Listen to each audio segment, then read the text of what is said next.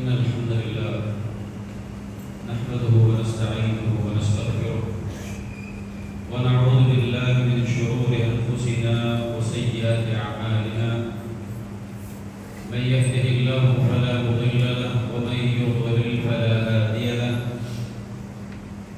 وأشهد أن لا إله إلا الله وحده لا شريك له وأشهد أن محمدا عبده ورسوله يا أيها الناس اتقوا ربكم الذي خلقكم من نفس واحدة وخلق منها زوجها وبث منهما رجالا كثيرا ونساء واتقوا الله الذي تساءلون به والأرحام إن الله كان عليكم رقيبا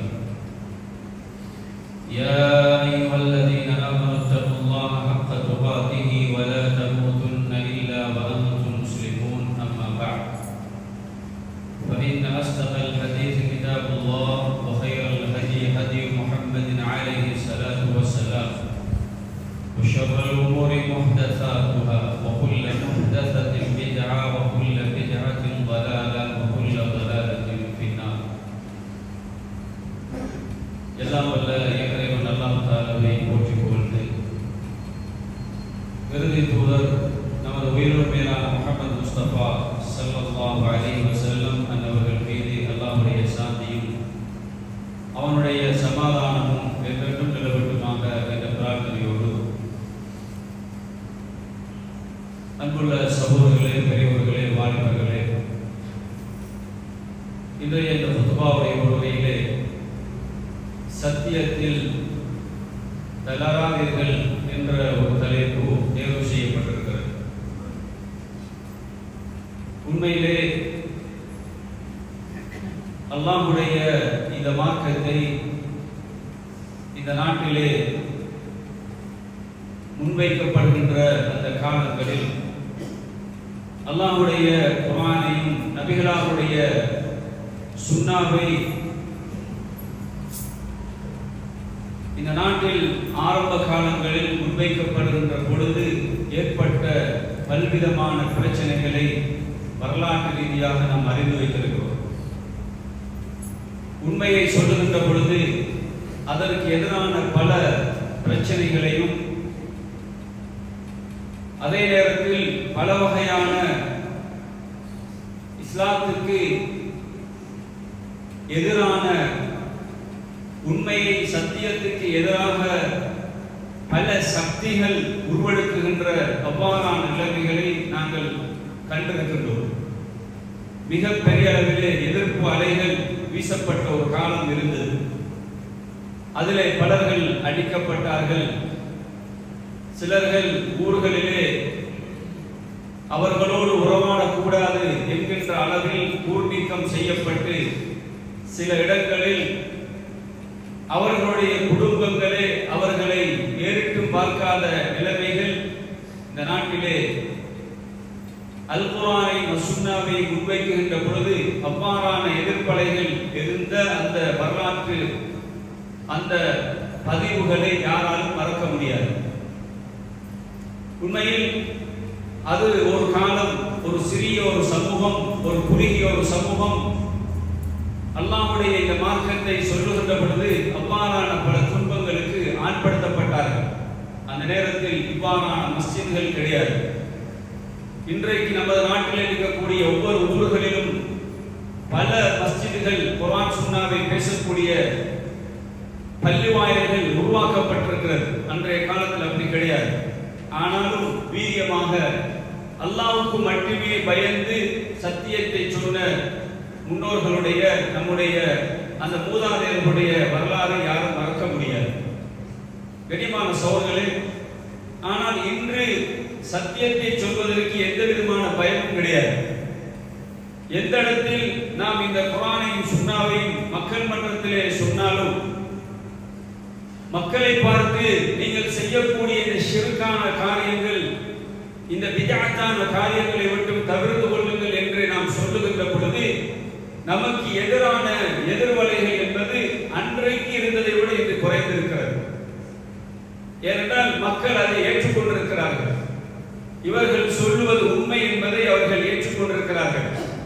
இவர்கள் சொல்லுவது குர்ஆனிலிருந்தும் ஹதீஸிலிருந்து தான் சொல்லுகிறார்கள் என்பதை ஏதோ ஒரு அடிப்படையில் அவர்கள் புரிந்து வைத்திருக்கிறார்கள். ஆனால் அவர்களுக்குள்ள பிரச்சனை தம்முடைய ஊர் கௌரவம், தனக்கு இருக்கக்கூடிய பதவி பட்டங்கள் அல்லது சமுதாயத்திலே நமக்கு இருக்கக்கூடிய அந்த அந்தஸ்துகள் நம்மளை விட்டு போய்விடுமோ என்ற ஒரு ஆதங்கத்தில் தான் இதனை ஏற்றுக்கொள்வதற்கு பின்வாங்குகிறார்கள்.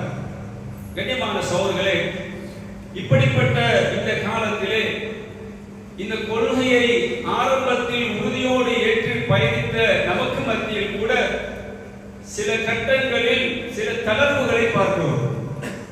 சில கட்டங்களில் நாங்கள் அதிலே சோர்வடைவதை பார்க்கிறோம். உண்மையிலே சகோதரர்களே, அல்லாஹ்வுடைய தூதர் ஸல்லல்லாஹு அலைஹி வஸல்லம் அவர்கள் கூட தன்னுடைய பிரச்சார பணியின் ஆரம்ப கட்டத்தில் சில இப்படிப்பட்ட நிலைமைகளை உணர்ந்தார்கள். எந்த அளவுக்கு என்றால், ஒரு குறிப்பிட்ட நபர்கள், விரல் விட்டு எண்ணக்கூடிய நபர்கள் தான் இஸ்லாத்தின் பக்கமே இருந்தார்கள். அந்த நேரத்திலே அல்லாஹ்வுடைய தூதர் ஸல்லல்லாஹு அலைஹி வஸல்லம் அவர்கள் சில குறைஷி தலைவர்களை சந்திக்கிறார்கள்.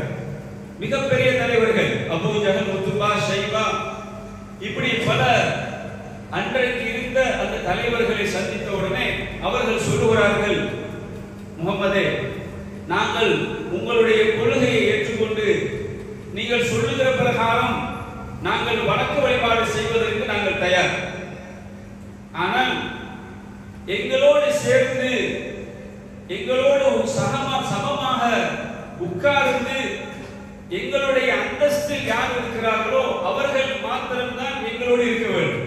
அப்படி என்றால் தலைவர்கள், பெரும் பதவியில் உள்ளவர்கள், அந்தஸ்து உள்ளவர்கள் மாத்திரம்தான் எங்களோடு இருக்க வேண்டும். அவர்களுக்கு தான் நீங்கள் மார்க்கத்தை எங்களுக்கு நீங்கள் தனியாக எடுத்து சொல்ல வேண்டும். எங்களை விட கீழ்மட்டத்தில் இருக்கக்கூடிய அடிமைகளை, சாதாரண மக்களை, அவர்களுக்கு வேறொரு சபையை நீங்கள் ஏற்படுத்தி அதிலே அவர்களுக்கு நீங்கள் உங்களுடைய மார்க்கத்தை சொல்லிக் கொள்ளுங்கள். இப்படி ஒரு ஏற்பாட்டை நீங்கள் எங்களுக்கு செய்தார்கள், நாங்கள் உங்களோடு இருக்கிறோம் என்றார்கள்.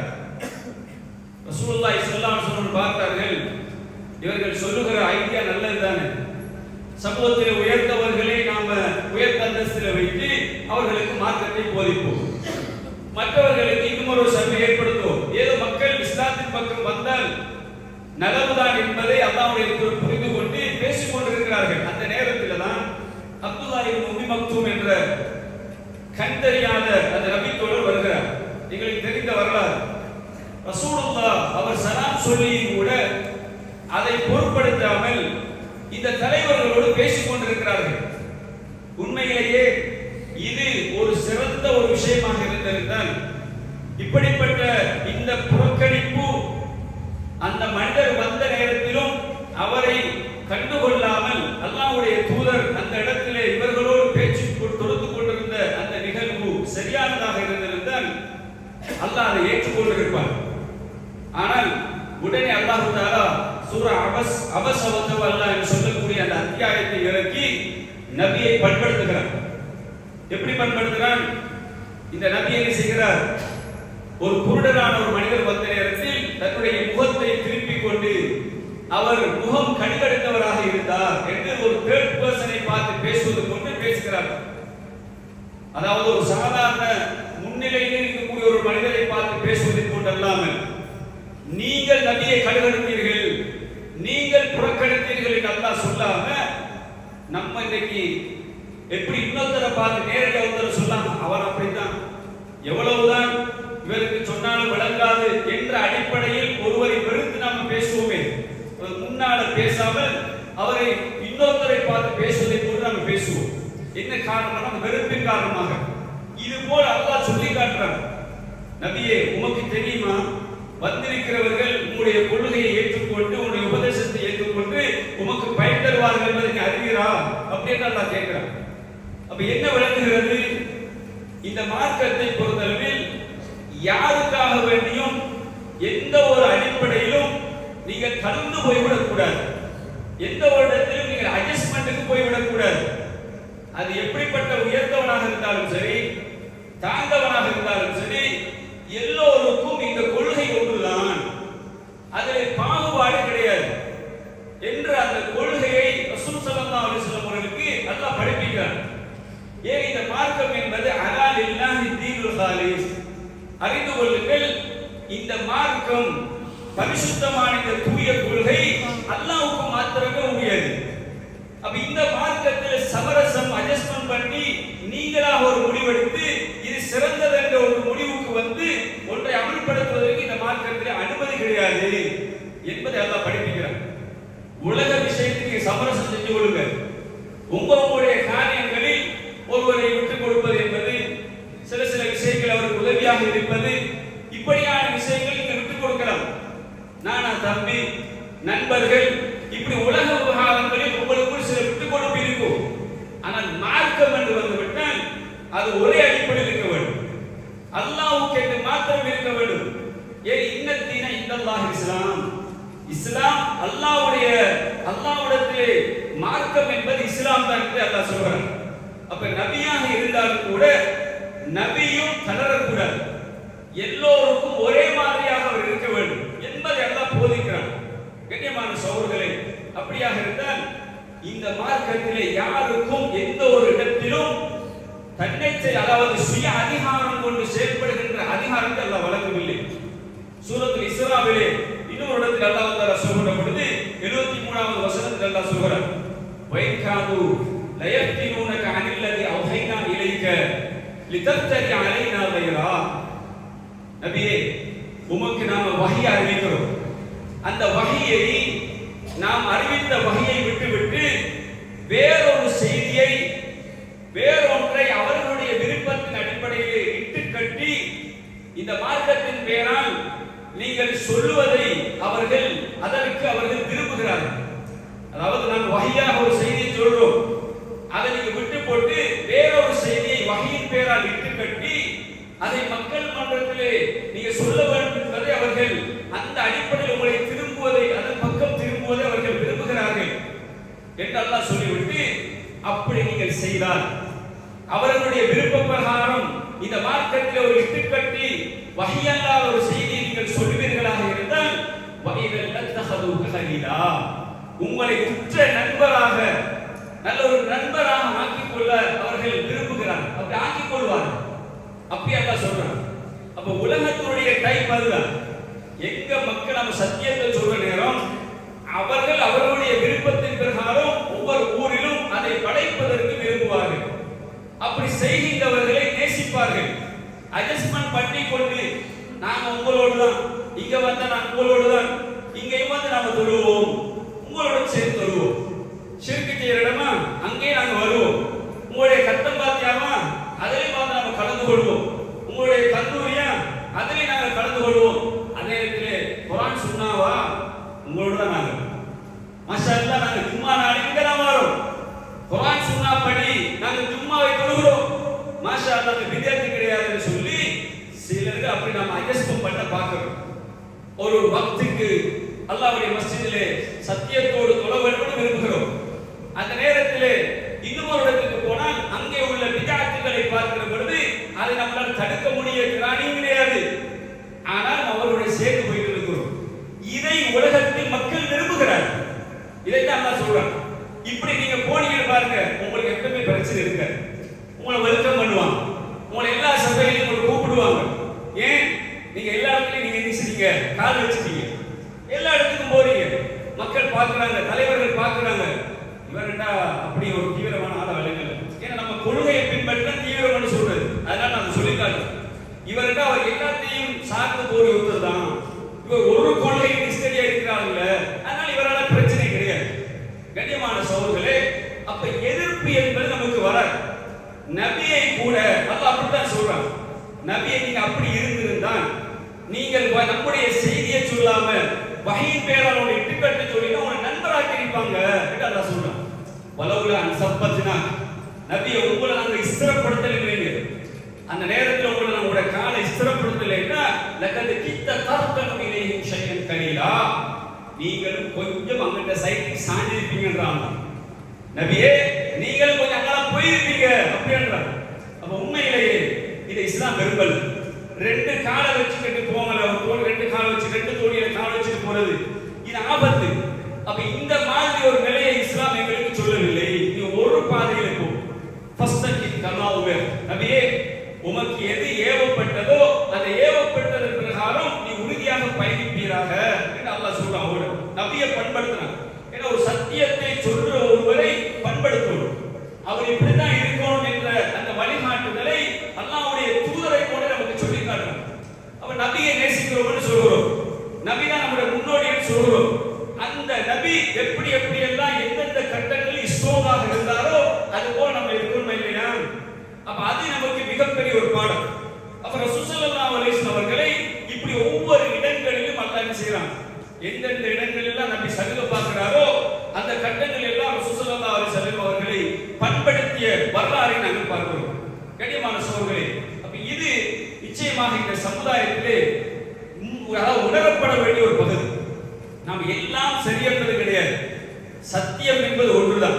அப்ப அந்த சத்தியத்திலே பயணிக்கிற பொழுது பல வகையான சோதனைகள் நாம் அனுபவிச்சு தான். உண்மையை சொன்னா நம்ம அடிப்பான், உண்மையை சொன்னா நமக்கு எதிராக பேசுவான், நம்மளுக்கு பின்னால் இருந்து நம்மளுக்கு எதிராக பேசிக் கொண்டிருப்பார்கள். இது நடக்கும். நம்முடைய குடும்பத்துக்குள்ளேயே நம்மளை எதிர்ப்பார்கள், நம்மளை சபைகளுக்கு கூப்பிட மாட்டார்கள், இப்படியெல்லாம் நடக்கும். ஆனா இன்றைக்கு அந்த நிலைமைகள் மாறி இருக்கிறது. இன்றைக்கு அந்த நிலைமை இல்லை. ஏன்? நம்ம எல்லாரோடையும் சார்ந்து போறோம், எல்லா வகையிலும் கலந்து கொள்றோம். அதனால மக்கள் என்ன பார்க்கிறாங்கன்னா இவர்கள் நம்மளை போன்றவர்கள் தான் அப்படியே அவர்கள் புரிந்து கொள்கிறார்கள். நம்ம உறுதியாக இருக்கிற இடங்களில் நம்ம உறுதியாக இருக்கல, எந்த இந்த இடங்களில் உறுதியாக இருக்கணுமோ அந்த இடத்தில் இருக்கல. அதனால நான் சொன்னேன், நமக்கு எந்த குர்ஆன் சுன்னா அடிப்படையில் இவ்வளவு பெரிய தியாகத்தின் அடிப்படையில் ஒரு பள்ளி வாயிலை உருவாக்கி இருக்கிறோம். ஆனால் இன்னைக்கு ஜும்மாவுடைய தினத்தில் நிரம்பி இருக்கக்கூடிய இதே கிரௌட ஏனைய வக்துகளில் காண முடியல. என்ன காரணம் பார்த்தா அது எல்லா பள்ளிக்கும் போறாங்க, எல்லா பள்ளிவாயும் தொழுறாங்க. இப்ப முதலாவது நம்ம விளங்கிக் கொள்ள வேண்டும், நம்முடைய கொள்கையை நாம் சரியாக படித்திருந்தால் மார்க்கத்துக்கு முரணாக நடக்கக்கூடிய விதத்தின் அடிப்படையில் நடைபெறக்கூடிய பள்ளிவாயிலுக்கு போய் நாங்க எப்பயாவது கட்டி கேட்டிருக்கிறோமா?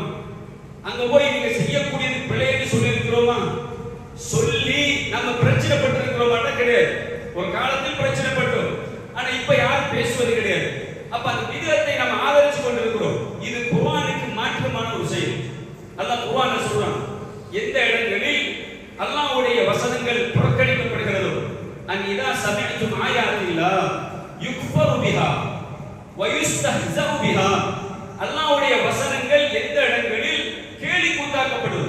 இப்ப நம்ம எவ்வளவெல்லாம் நாம சொல்றோம், இது விதத்தப்பா, நீ கூட்டு துவா ஓதாத, கூட்டு திக்ர் வைக்காத, இந்த துறைக்கு பின்னால சத்தம் விட்டு ஜனாலியா சொல்லாத, அல்லது ஜனாசாவை கொண்டு போற இடத்துல ராத்திபு ஹதரா இப்படி எல்லாம் செய்யாத, பள்ளி வாயில கத்தூரி ஓதாத செய்யாத, மௌலிதுகள் படிக்காத, மொய்து மௌலித் என்றும் சுமான மௌலித் என்றும் ஒவ்வொரு காலத்திலும் ஒவ்வொரு வகையாக ஒவ்வொரு ஷிர்கான வரிகளை படிக்காத, பள்ளி வாயிலிருந்து படிக்காதீங்க அப்படின்னு நாம் சொல்றோம். சஹீஹ் புகாரியை வருடா வருடம் நீங்கள் படிக்கிறீர்களே, அதாவது அது கூட பரக்கத்தை நோக்கி தபர்ருக் என்ற பேரால் அதில் எங்களுக்கு பரக்கத்து கிடைக்கும் என்ற பேரால் நீங்க செய்கிறீர்கள், பிழை என்று நாம் சொல்றோம்.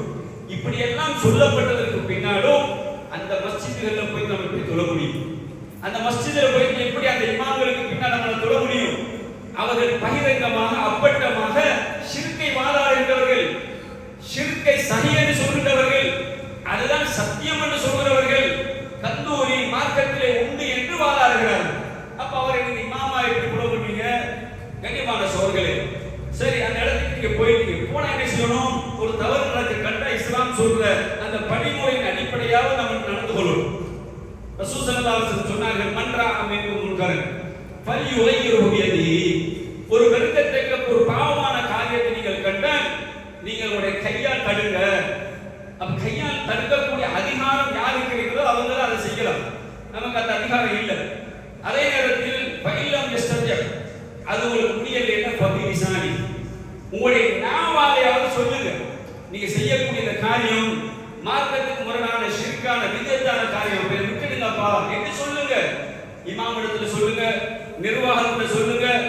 இல்ல அதெல்லாம் அவங்க கேட்க மாட்டாங்களே, அந்த பள்ளி நம்முடைய அதிகாரம் நமக்கு செலுத்தல, அவங்களுடைய இஷ்டப்பிரகாரம் செய்யறாங்க அப்படின்னா அடுத்த படிமுறை என்ன? ஃபைலம் யஸ்தத்தி ஃபபிகல்பிஹி, முடியாதா? நம்முடைய உள்ளத்தால இது பாவம், இது ஷிர்க், இது பித்அத், இது ஃபராஃபாத், அல்லாஹ்வுக்கு மாற்றமான, அல்லாஹ்வுடைய தூதருடைய வழிமுறைக்கு மாற்றமான ஒரு செயல்னு சொல்லி உள்ளத்தால வெறுத்து ஒதுங்கணும்னு சொல்லு. இதுதான் ஈமானுடைய கடைசி நிலை. அதாஃபு ஈமான், ஈமானுடைய கடைசி நிலை என்பதை ரசூல் ஸல்லல்லாஹு அலைஹி வஸல்லம் பலவீனமான நிலை என்றாங்க ரசூலுல்லாஹ். அப்ப உள்ளத்தற்கு அந்த அதிகாரம் இல்லைன்னா வெறுத்து ஒதுங்க என்று இஸ்லாம் சொல்லுது. நம்ம வெறுக்கிறோமா? எத்தனை பேர் இன்னைக்கு எத்தனை மஸ்ஜித்ல போய் நம்ம தொழுது இருக்கிறோம்? ஏன்னா நம்ம எல்லாம் அப்படித்தான் கண்ட இடத்துல பாங்க சொல்லலாம். எந்த பள்ளியை பாருங்க, நமக்கு ஊர்லயே இருந்து கொண்டே தெளிவாக நம்மளுக்கு யாருக்கு காரணம் சொல்லல. எனக்கு இந்த பள்ளி பத்தி தெரியாது, அந்த பள்ளியை பத்தி தெரியாது, அங்குள்ள பள்ளியை பத்தி தெரியாது, யாருக்கு சொல்ல முடியுமா? இந்த ஊர்ல காலகாலமாக பிறந்து வளர்ந்தவர்கள். அப்ப நமக்கு தெரியும் இந்த பள்ளியில இதான் நடக்குது. அப்ப எப்படி நீங்க போக முடியும்? இதை நோக்கி வாங்க. பித்அத் அல்லாத, ஷிர்க் அல்லாத, தூய வழியில் தொழுகை நடாத்தப்படுற ஒரு மஸ்ஜிதை நோக்கி வந்தீங்கன்னா அதுக்கு தான் உங்களுக்கு நன்மை கிடைக்கும். அது அல்லாம நீங்க எந்த இடத்துல நீங்க போனாலும் உங்களுக்கு நன்மை கிடைக்க போறலையே, நீங்க அதை ஆதரிச்சு நீங்க அங்கதான் நிக்கிறீங்க. அப்ப நம்ம எதிர்க்கல அப்படி ஈமான நிலை என்பதை நம்ம பரிச்சுக்குவோம். ஒவ்வொரு மூவியை நாங்க என்ன செய்யணும்னா நம்ம ஈமான், நம்ம எந்த ஒரு காரணத்தை சொல்ல முடியாது சகோதரர்களே. நம்ம எல்லாம் நம்ம ஒன்றாக அண்ணன் தம்பி போன்று சகோதரர்கள் போன்று பழகின்றவர். அதனால் நம்ம எந்த இடத்திலும் தட்டி சொல்வதற்கு அனுமதி இருக்கிறது. யாரும் நீங்க குறையாக நீங்க எடுக்க மாட்டேன் என்பதற்காக சொல்கிறேன். நான் யாரும் நீங்கள் என்னை குற்றம் பிடிக்க கூடாது என்பதற்காக சொல்கிறேன். கண்ணியமான சகோதரர்களே, ஆகவே இந்த மஸ்ஜிதை நோக்கி தான் நீங்கள் விரைந்து வர வேண்டும். எந்த ஒரு காரணத்தை சொல்லக்கூடாது. அப்ப எங்களுக்கு ஜமாத் தப்பி விட வேண்டிய ஒரு எண்ணம் இருந்தா கூட நாங்க நேர காலத்தில் வருகிற அந்த நியத்துக்கெல்லாம் கூடிய தருவோம். அப்ப இஸ்லாம் சொல்ற படிமுறை இருந்தா ஒரு பாவத்தை கண்டால் கடைசி நிலை உள்ளத்தால வெறுத்து அதுல ஒதுங்கத்தான் சொல்றது. அங்க சார்ந்து போகாதீங்க, அங்க நிக்காதீங்க. அப்படி நீங்க மீறி உட்கார்ந்தா அல்லாஹ் சொல்றான், இல்ல அவங்க அவட பாட்டுல நீங்க என்ன செய்யறாங்க, நாங்க எங்கட பாட்டுல தொழுதுதாங்க வரோம் என்று நீங்க இருந்தா உள்ளத்தால நீங்க வெறுக்கிறீங்க தான், ஆனா ஒதுங்க இல்ல. அப்படி என்றா அல்லாஹ் சொல்றான், நீங்க அந்த இடத்துல உட்காருங்க. அப்படி மீறி உட்கார்ந்தீங்கன்னா அவனோட சார்ந்து இருக்கிறீங்கன்னா நீங்களும் இதை சொல்லுவோம் நவுபில்லாஹ், நீங்களும் அவர்களை போன்றவர்கள் அப்படின்றாங்க. நிறைய சகோதரர்கள் மாஷா அல்லாஹ் போர்டர்ல இருந்து இந்த ஊருடைய எல்லையில் இருந்தெல்லாம் வராங்க. ஏன் கஷ்டப்பட்டு வராங்க? அவங்களுக்கு புரிந்தது இந்த பக்கத்தில் இருக்கிற இந்த இந்த பள்ளிவாயலை சூழ இருக்கக்கூடிய மக்களுக்கு வழங்க இல்லையா, அல்லது அடுத்தடுத்த மஸ்ஜிதுகளுக்கு ஏனைய வக்ஃபுகளுக்கு போகிறவர்களுக்கு அந்த யோசனை இல்லையா, ஏன் இங்க வரும், ஏன் இவ்வளவு கஷ்டப்படுறோம், ஏன் இவ்வளவு வாங்கி வரும்? அல்லாஹ் அந்த கட்டளை நீங்க மீறி அவங்களோட போனீங்கன்னா இன்னும் மீறி சொல்லுவோம். அவர்களை போனவர்கள் நீங்க அவங்க எப்படி சிறுக்கு விதத்தை ஆதரிச்சு கொண்டு செய்யறாங்களோ, அந்த பாவத்திலே மூழ்கி போயிருக்கிறாங்களோ அவர்களை போல நீங்க மாறிடுங்க அப்படின்னு அல்லாஹ் சொல்றாங்க. அப்ப அந்த மிக அதாவது எச்சரிக்கையில் நம்ம பாதுகாத்துக் கொள்ளணும். கண்ணியமான சகோதரர்களே, ஆகவே உண்மையிலே நீங்க நபிமாரோட வரலாறு குர்ஆன்ல படிச்சு பாருங்க. எந்த ஒரு நபியோட வரலாற்றை நீங்க பார்த்தாலும் சத்தியத்தை சொல்லுகிற பொழுது அவர்களுக்கு அடி விழுந்தது, ஊர் நீக்கம் செய்யப்பட்டார்கள், மாறு கால் மாறு கை வெட்டப்படும் என்று மிரட்டப்பட்டார்கள், சில இடத்துவார்கள் கொல்லப்பட்டார்கள். ஏன் உண்மையை சொன்னா பிரச்சனை வரும். ஏன் மக்கள் மன்றத்தில் அவர்களுக்கு நாங்கள் சத்தியத்தை போட்டு உடைக்கின்ற சந்தர்ப்பத்தில் எதிர்ப்பு வரத்தான் செய்யும். எதிர்ப்பு வராமல் நாங்க இந்த உலகத்திலே அந்த ஈமானுடைய டேஸ்டை உணர முடியாது. நாங்க முன்னோருடைய வரலாறு படிக்கிறோமா இல்லையா? உடம்புகள் சல்லடைகளாக்கப்பட்டது, யுத்த களங்களில் கைகள் வெட்டப்பட்டது, ஒரு கை தொங்கிக் கொண்டிருக்கும், அதை காலால் மிதித்து வீசிவிட்டு அடுத்த கையிலே கொடியை தாங்கிக் கொண்டு யுத்தத்தில் போனாங்க எல்லாம் வரலாறு படிக்கிறோமா இல்லையா? ஹதீஸ படிக்கிறோம். இதை பிராக்டிக்கலா யோசிச்சு பாருங்க. நம்மளுக்கு இந்த மாதிரி ஒரு நிலை இருந்தா ஃபேஸ் டு ஃபேஸ் வாளோடு ஃபைட் பண்ணக்கூடிய ஒரு நிலைமை. அப்ப அவங்களுடைய ஈமான்ட பலம் எதற்காக? இந்த மார்க்கத்துக்காக, அல்லாஹ்வுடைய சத்தியத்துக்காக, இந்த கொள்கையை உறுதியாக பயணிக்க வேண்டும் என்பதற்காகத்தான் அவ்வளவு கஷ்டப்பட்டு இந்த மார்க்கத்தை நம்ம கொண்டு வந்தாங்க. இன்றைக்கு நம்ம சமரசம் பேசிட்டு நம்ம எல்லாரும் இருக்கக்கூடாது, எல்லாரும் சாந்தா போகணும், அந்த இடத்துல நம்ம பேசக்கூடாது, அந்த இடத்துல பேசினா நம்மளுக்கு இடம் கிடைக்காது, நம்ம வேறுபாய் பார்ப்பாங்க அப்படி என்று சொல்லி காரணங்களை சாட்டு போக்குகளை சொல்லி கொண்டே போறோம். நம்ம உண்மை செல்லத்துக்கு பயப்படுறோம். ஒரு தவறு நடந்தால் அந்த தவறை மக்கள் மன்றத்திலே அது சம்பந்தமாக தெளிவுபடுவதற்கு பயப்படுறோம். நம்ம ஊர்ல நடக்கக்கூடிய ஒவ்வொரு விஷயங்களை, இன்னைக்கு சமூகத்தில் நடக்கக்கூடிய வாலிபர்களுக்கு மத்தியில் நடக்கக்கூடிய பல வகையான சமூக சீர்கேடுகள், அப்ப இதை பேசுவதற்கும் இதற்கு எதிரான நடவடிக்கைகள் எடுப்பதற்கும் இன்னைக்கு எத்தனை தலைவர்கள் உட்பட்டிருக்கிறாங்க. அப்ப இதை நம்ம பேசினா இவங்க ஊர்வலாய் பேசுறாங்க, இவங்க தேவையில்லாத பேசுறாங்க. நம்ம உண்மையை பேசுறோம், சத்தியத்தை உடைச்சு பேசுற இடத்துல நமக்கு சொல்ற வார்த்தை என்ன? இவங்க தேவையில்லாத சத்தியத்தை பேசிட்டு இருக்கிறாங்க. அப்படி என்று நபி இருந்திருந்தார் இந்த மக்கள் இப்படி எல்லாம் பேசுவார்கள் என்று அல்லாஹ்வுடைய தூதர் ஸல்லல்லாஹு அலைஹி வஸல்லம் அவர்கள் இந்த பிரச்சாரத்தை வீரியமாக செய்யாமல் இருந்திருந்தால் இந்த சத்தியம் நம்மளுக்கு வந்திருக்காது. கண்ணியமான சகோதரர்களே, ஆகவே எந்தெந்த இடத்தில் எந்தெந்த கட்டங்களில் அல்லாஹ்வுடைய தூதர் ஸல்லல்லாஹு அலைஹி வஸல்லம் அவர்கள் அந்த இந்த கொள்கையை எந்த இடத்திலும் விட்டுக் கொடுக்காமல், அப்படி விட்டுக் கொடுக்கக்கூடிய சந்தர்ப்பம் வருகின்ற பொழுதெல்லாம் அல்லாஹ் அவர்களை அப்படி தூக்கி நிறுத்துறான். நீங்க போக கூடாது, நீங்க உறுதியாக நில்லுங்க. எல்லா இடத்திலும் அல்லாஹ் தஆலா நபியை பாதுகாத்தார். கண்ணியமான சகோதரர்களே, இது அல்லாஹ்வுடைய மார்க்கம். இதில் யாருக்கும் சுய அதிகாரம் கொண்டு செயல்படுகின்ற அதிகாரத்தை அல்லாஹ் கொடுக்கல. அதனால்தான் ரசூலுல்லாஹி ஸல்லல்லாஹு அலைஹி வஸல்லம் மரணத்துக்கு பின்னால் கூட சஹாபாக்கள் மிக கவனமாக இருந்தார்கள். ஒரு தடவை அப்துல்லாஹ் இப்னு ரசூலுல்லாஹ் பள்ளிக்கு வராங்க. பள்ளியில வந்து பார்க்குற இடத்துல அபூ மூஸா அஷ்அரியும் அப்துல்லாஹ் இப்னு ரசூலுல்லாஹ் வராங்க. ஒரு ஹதீஸ் பார்த்தா மஜ்லிஸாக ஒவ்வொரு மஜ்லிஸாக கூடி இருக்கிறாங்க, கூட்டமாக கூடி இருக்கிறாங்க. அதுல ஒரு மஜ்லிஸ்ல பார்த்தால் ஒருத்தர் என்ன செய்றார், நடுவில் இருக்கிறார், சூழாவுல மக்கள் இருக்கிறாங்க.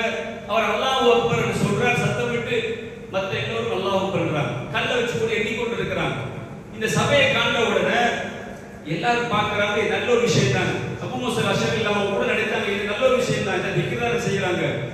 அப்ப கல்லை வச்சு கொண்டு நின்றாங்க. இந்த கல்லை வெட்டுவதை கூட சஹாபாக்கள் எப்படி வழிந்தாங்க பாருங்க.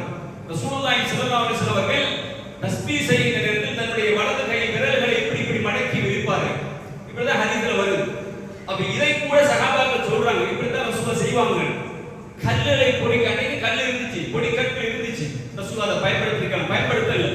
இப்ப இன்னைக்கு நவீன முறையில் எத்தனையோ முறைகள் வந்தாச்சு, தஸ்பீஹ் என்றால் நஷீர் என்றால் இப்ப எத்தனையோ வச்சிருக்கிறாங்க. ஆனால் அல்லாஹ்வுடைய தூதர் அன்னைக்கு இருந்த அந்த முறைமைகளை கூட பயன்படுத்தல. இதனால சஹாபாக்களுக்கு தெளிவு இருந்தது. பள்ளிவாயிலுக்குள்ள இப்படி என்றாங்க உடனே போய் என்ன செய்றாங்க, என்ன இவ்வளவு அவசரமாக மஅஸ்ரா ஹலகத்துக்கும் அவ்வளவு வேகமாக நீங்க என்ன செஞ்சீங்க, இஸ்லாத்தை விட்டு அதாவது அடிமை நோக்கி போறீங்களா அப்படின்றாங்க. நம்ம பார்க்கிற ஒரு திக்ர் மஜ்லிஸ் நம்ம நினைப்போம், சாதாரண திக்ர் மஜ்லிஸ் தான், மார்க்கத்தில் அனுமதிக்கப்பட்ட திக்ரை தான் சொல்றாங்க சுப்ஹானல்லாஹ். ஆனால் அது மெத்தட் பிழையா இருக்கு, ரசூலுல்லாஹ் அப்படி காட்டல. அப்ப இவ்வளவு சீக்கிரமா அடிமை நோக்கி போறீங்களா அப்படின்றாங்க. அல்லாஹ்வுடைய தூதருடைய இந்த ஆடை, அதாவது அவர்கள் பாவித்த அந்த உடுப்பு லம் தபல், அது இன்னுமே என்ன செய்யல, வெறிச்சு போகல. வானியத்துஹு லம் துக்ஸர், நபியர் பயன்படுத்திய பாத்திரம் இன்னும் உடைந்து போகல, அது அப்படியே இருக்கிறது. நீங்கள் இவ்வளவு அது குயிக்காக, வல்லதி நஃப்ஸி பியதிஹி, அல்லாஹ்வின் சத்தியமாக, இன்னகும் லஅலா மில்லத்தின் ஹிய அஹ்தா மின் மில்லத்தி முஹம்மத் ஸல்லல்லாஹு அலைஹி வஸல்லம், ரசூலுல்லாஹ்வுடைய மார்க்கத்தை விட ஒரு சிறந்த ஒரு மார்க்கத்தை நீங்கள் அறிந்து கொண்டீர்களா, அதன் பேரில் நீங்கள் இருக்கின்றீர்களா, அவ் முர்ததிஹு பாப மலாலா, அல்லது வழிகேட்டினுடைய வாசலை திறந்து விட்டேன்றான். பாருங்க எவ்வளவு பெரிய வார்த்தை, சஹாபாக்களுக்கு தான் விளங்கினார். இன்னைக்கு சர்வசாதாரணமாக 5 நேர தொழுகைக்குனாலையும் அவர் முன்னுக்கு இமாம் செய்றாரு, கூட்டு துஆவோட ஆமீன் என்றாங்க. அவர் அல்லாஹ் அக்பர் சுப்ஹானல்லாஹ் எல்லாரும் சுப்ஹானல்லாஹ்ன்றாங்க. அவர் லா இலாஹ இல்லல்லாஹ் எல்லாரும் திக்ர் அடிக்கிறாங்க. அப்ப இந்த வழிமுறை அல்லாஹ்வுடைய தூதர் காட்டி நம்ம செய்யணும். மஸ்ஜிதிலே அதை நம்ம செய்வோம். ஏன் செய்யல? அல்லாஹ்வுடைய தூதர் காட்டி தரல. அது வழிகேடு, பித்அத். அப்ப இந்த பித்அத்தை நாங்க ஆதரித்து அந்த பள்ளியில் உட்கார்ந்து இருக்கணுமா? அப்ப இஸ்லாம் சொல்ற வழிமுறையாக பின்பற்றணும், தடுக்கணும். அதாவது நம்ம தடுக்க முடியல, உள்ளத்தால வெறுத்து ஒதுங்கோடும் என்ற அதெல்லாம் ஈமான பலகீனம் என்றா அது கூட நம்மளுக்கு இல்லை என்றால் நம்ம உண்மையை நம்ம அட்ஜஸ்ட்மெண்ட் செய்யறோமா, உறுதியா இருக்கணும். இதான் இந்த கேள்வி. நம்ம அட்ஜஸ்ட்மெண்ட் பண்ணிட்டு இருக்கிறோமா அல்லது உறுதியா இருக்கணுமா? ஆனா எல்லாருமே சொல்ற சத்தியத்தில் நம்ம உறுதியா இருக்கிறோம், நம்ம கொள்கையில உறுதியா இருக்கிறோம், சிறுபிக்கையில பொழுது கத்தூரி அதாவது இதெல்லாம் சொல்றாங்க. ஆனா நம்முடைய செயல் அப்படி இல்லை. நம்ம செய்யக்கூடிய செயல்கள் எல்லாம் சமூகத்தில் அங்கீகரிக்கப்பட்டவர்களாக நம்ம இருக்கிறோம். எந்த பிரச்சனையும் வரல. ஒரு விரல் விட்டு எண்ணக்கூடிய சவுர்கள், ஒரு குறிப்பிட்ட ஒரு குரூப்பை தவிர மற்றவர்கள் எல்லோரும் என்ன செய்யறோம், சமமா எல்லாரும் சார்ந்து வாழணும்.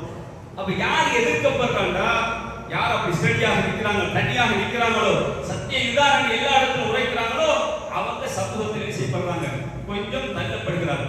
ஒரு காலத்துல சொல்லுவாங்க, தொழிற்பள்ளி பேசுறாத கொண்டு வர மாட்டான், தொழிற்பள்ளி பேசுறாத கொண்டு வர மாட்டாங்க. ஏன்? நீ தொழிற்பள்ளி போனா உன்னை வேற மாதிரி பார்ப்பாங்க அப்படின்ட்டாங்க. அதனால சில வாய்ப்புகள் பள்ளி பக்கம் வாரம் கிடையாது. இன்னும் சில ஆட்கள் பார்த்தீங்கன்னா தொழிற்பள்ளிக்கு வந்துட்டாங்கன்னா தாடி இருக்கிறாங்க. இஸ்லாத்துல சுன்னா ரசூலுல்லாஹ்வுடைய வழிமுறை. தாடி வச்சா கூட சில பேரண்ட்ஸ் சொல்றாங்க, தாடி மச்சா அப்ப இப்ப நான் தாடி வச்சிடாத, ஏன்னா உனக்கு பொன் வர மாட்டு, நீ கிழவமா இருக்கிற அப்படின்னு இன்னைக்கு சுண்ணாவையே புறக்கணிச்சு இந்த மஸ்ஜிதுக்கு வருவதை தடை செய்கிறவர்களை பாருங்க. இன்னைக்கு வாலிபர்கள் கூட அந்த சிந்தனைக்கு உட்பட்டுட்டாங்க. அப்ப மார்க்கம் என்னன்னா அவங்களுக்கு விளங்கல, எது சத்தியம் என்று நம்ம அவர்கள் சொல்லிக் கொடுக்கல, அல்லது சொல்லிக் கொடுத்தாலும் அதை ஏற்றுக்கொண்டு அதை நடைமுறைப்படுத்துற மனோநிலை இல்லை. இன்னைக்கு மஸ்ஜித் நிரம்பி வழி மாஷா அல்லாஹ். என்னடான்னு பார்த்தா மாஷா அல்லாஹ் வெள்ளிக்கிழமை சட்டப்படி பொதுப்பா ஓடுறாங்க நிறைய. மற்ற நேரங்களில் பார்த்தீங்கன்னா பள்ளி வாயில ஆட்கள் காணல. அதுவும் சில வகுப்புகள் பார்த்தா கிரௌட் இருக்கும். என்னத்துக்கு பார்க்கறாங்க, ஒரு வியாபார தொடர்பு இருக்கும், ஒரு சகோதர வியாபார தொடர்பு, அதுக்காக மஸ்ஜித் வர நம்ம எல்லாம் பார்த்து சொல்ற மாஷா அல்லாஹ் பள்ளி நிறைஞ்சு இருக்குது, சத்தியத்தின் மக்கள் உறுதியா இருக்கிறாங்க, சத்தியத்தின் மக்கள் நிறைஞ்சு கொண்டு நம்ம நினைக்கிறோம். நம்ம ஆதம் என்ன, மக்கள் வரணும், கொள்கை விளங்கணும், சத்தியத்தின் உறுதியாக பயன்படும் நம்ம சொல்றோம். ஆனா அது மாதிரி நம்ம இடத்துல இல்லை என்று சொன்னால் நம்ம கவலைப்பட வேண்டியது. நாங்கள் ஒவ்வொருவரும் இதற்காக பிரச்சாரம் பணி செய்ய வேண்டியிருக்கிறது. ஏன் இது அல்லாஹ்வுடைய மார்க்கம், இதில் நடிப்பு கொள்கை கிடையாது, இதுல ஒரு இடத்துக்கு இன்னொரு இடத்துல வேஷம் போடுகிற ஒரு நிலைமை கிடையாது. எது வந்தாலும் நாங்கள் எதிர்த்து நின்று போராடக்கூடிய சஹாபாக்கள் ஒவ்வொரு கட்டங்கள் சின்ன சின்ன விஷயங்கள் கூட அவங்க எதிர்த்து நின்றாங்க. எங்களுக்கு தெரியும் உமையாவுடைய ஆட்சியாளர் மர்வான் பின் ஹக்கம் அவர்கள் பெர்னாவுடைய தினத்திலே ஹுதுபா ஓதுகின்றார்.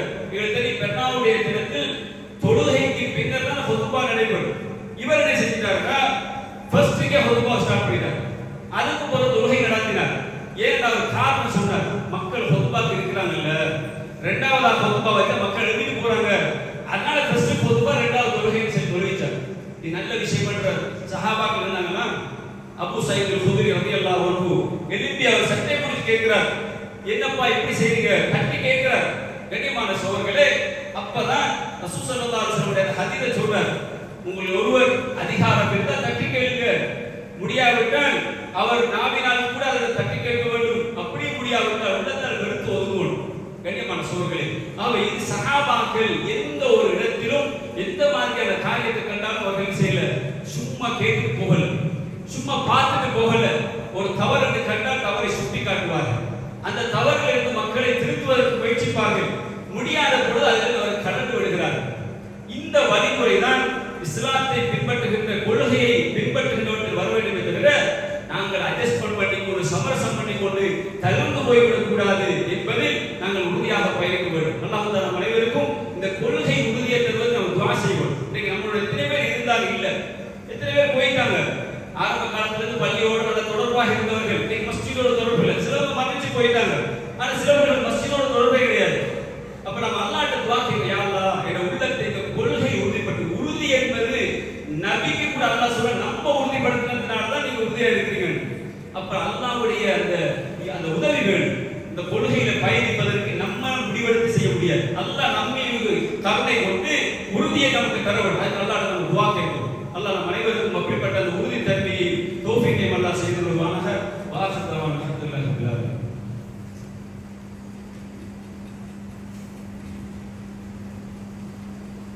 அல்ஹம்துலில்லாஹி ரப்பில் ஆலமீன் வல் ஆகிரத்து லில் முத்தகீன் வலா உத்வான இல்லா அலல் ஸாலிமீன். வஸ்ஸலாத்து வஸ்ஸலாமு அலா சய்யிதினா முஹம்மதின் வ அலா ஆலிஹி வ ஸஹ்பிஹி அஜ்மஈன். அம்மா பெரியவர்களே, உண்மையிலே ஏன் நாங்கள் இந்த சமூகத்திலே காணுகிற பிழைகளை தட்டி கேட்க வேண்டும் என்றால், எங்களுக்கு தெரியும் ஒரு நீண்ட ஒரு ஹதீஸ், ரசூல் ஸல்லல்லாஹு அலைஹி வஸல்லம் ஒரு கப்பல், ரெண்டு ஒரு பெரிய அதாவது டபுள் தட்டுள்ள ஒரு கப்பலை உதாரணமாக காட்டி ரசூலுல்லாஹ் சொன்னாங்க. அதாவது ஒரு கப்பல்ல பயணிக்கிறாங்க, மேல் தட்டிலும் கீழ் தட்டிலுமாக. கீழே உள்ளவர்கள் தண்ணி தேவைப்பட்டால் மேலே தான் போக வேண்டியிருக்குது. இவங்க பார்க்குறாங்க, நம்ம மேலே போட கஷ்டம், நம்ம தான் கீழே இருக்கிறோம், ஒரு ஓட்டையை போட்டால் என்ன செய்யலாம், தண்ணி எடுத்துடலாம்னு நினைச்சு இவங்க மேல உள்ளவர்கள் கேட்குறாங்க, நான் கீழே போட்டு தண்ணியை ஓட்டையை போட்டு எடுக்கவா? அவங்க சொல்றாங்க, அவங்களும் யோசிக்கிறாங்க, பெருசா யோசிக்கல, அது விபரீதத்தை யோசிக்கல, ஆமான்றாங்க. இதனால என்ன விளைவு, ஓட்டையை போட்டால் அங்க முழுக்க ரெண்டு பேருமே தாழ வேண்டி வரும். அப்ப உண்மையில சுசலாதி ஏன் சொல்றாங்கன்னா, ஒரு தவறு ஒரு பிழை என்று காணும்போது அதை இந்த சமுதாயத்தில் நாம் தட்டி கேட்க வேண்டும். அப்படி தட்டி கேட்காவிட்டால் அது முழு சமூகத்தை பாதிக்கும். அப்ப இந்த ஊருக்குள்ள எதெல்லாம் பாவமான காரியம் என்று நடைமுறைப்படுத்தப்படுகிறதோ அதை தட்டி கேட்கக்கூடிய ஒரு சமூகம் இருந்து கொண்டே இருக்க வேண்டும். இந்த ஊருக்குள்ள கபர் வணங்குறாங்க, ஷிர்கான காரியத்தை செய்யறாங்க, மௌலூது கந்தூரியை செய்யறாங்க. இதை நம்ம தட்டி கேட்காம இதை நம்ம பேசாம விட்டோம்னா நிச்சயமாக முழு சமூகம் இதுக்குள்ள மாட்டிக்கொள்வார். அப்ப இந்த குற்றத்தை நாமளும் சேர்ந்து சுமக்க வேண்டி வரும்.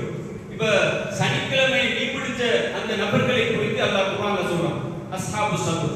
இந்த சனிக்கிழமை மீன்வாசிகள் அவங்க என்ன செஞ்சாங்க, சனிக்கிழமையில அவங்களுக்கு ஒரு வணக்கம் செய்ய வேண்டும், விவாதத்துக்கான நாளை ஒதுக்க வேண்டும் என்று அல்லாஹ் கட்டளையிடுறான்.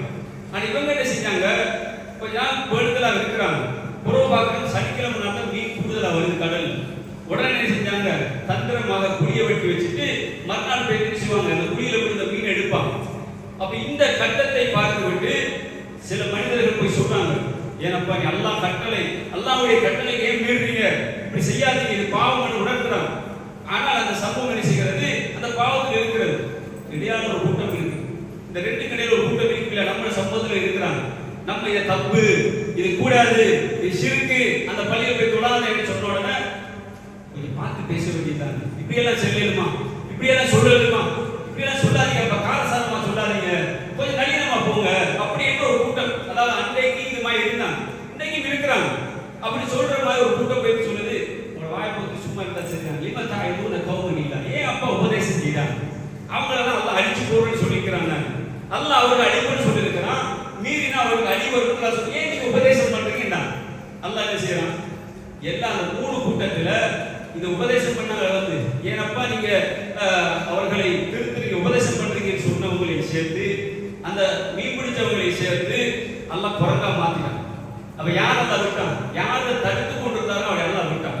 அப்ப நாங்க இந்த இடத்துல நாங்க புரிந்து கொள்ள வேண்டிய பகுதி என்னன்னா, நாங்க எப்பொழுதும் அந்த பாவம் என்று வருகிற நேரத்தில், தவறு என்று வருகிற நேரத்தில் அந்த தவறை மக்கள் மன்றத்தில் போட்டு உடைக்க வேண்டும், அதை சொல்ல வேண்டும், அதை சார்ந்து போகக்கூடாது. இது நீண்ட ஒரு தலைப்பு. இன்னைக்கு சமூகத்தில் நாம நிறைய விஷயங்கள் இன்றைக்கு செய்யப்படுது, அமுல்படுத்தப்பட்டு கொண்டே வருது. கந்தூரி இல்லை என்றவங்க கூட இன்னைக்கு கந்தூரி சாப்பிடலாம் அப்படிங்கிறாங்க. கந்தூரி இல்லை என்று சொன்னவங்க, கந்தூரி அதாவது ஹராம், சாப்பிடுவது ஹராம் என்று சொன்ன ஒரு சமூகம் இன்னைக்கு ஒரு கூட்டம் அதுக்குள்ள வந்து சைத்தானிய சிந்தனை கொண்டு வந்து அதெல்லாம் சாப்பிடலாம், பூஜை செய்யப்பட்ட சாப்பாடுலாம் சாப்பிடலாம், அது எந்த கடவுளுக்கு வச்சாலும் பிரச்சனை இல்லை அப்படின்ற லெவலில் இருக்கு. ஏன்னா சைத்த ஈமானை டெஸ்ட் பண்ணுகிற ஒரு காலம் இது சகோதரர்.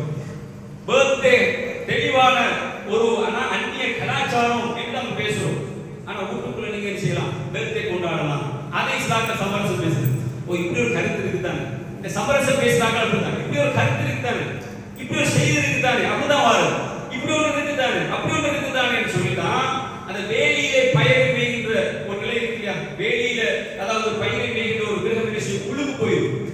இன்னைக்கு எல்லாரும் இன்னைக்கு வேலியில தான் செய்ய மேய்ச்சிட்டு இருக்கிறாங்க. ரசூல் ஸல்லல்லாஹு அலைஹி சொன்னார்கள், இந்த மார்க்கத்திலே ஹலாலும் தெளிவு, ஹராமும் தெளிவு, ஹலாலும் தெளிவு, ஹராமும் தெளிவு, இரண்டுக்கும் இடையிலே சில முஷ்தபிஹாத் சந்தேகமான விஷயங்கள் இருக்கிறது. அந்த சந்தேகமான விஷயங்களுக்கு யார் தவிர்த்து கொள்கிறார்களோ பமனித்தக சுபஹாத் பமனிஸ்தபர அலீஹி வ யதிஹி, அவர் தன்னுடைய மானத்தையும் மார்க்கத்தையும் பாதுகாத்துக் கொண்டார் ரசூல் ஸல்லல்லாஹு அலைஹி.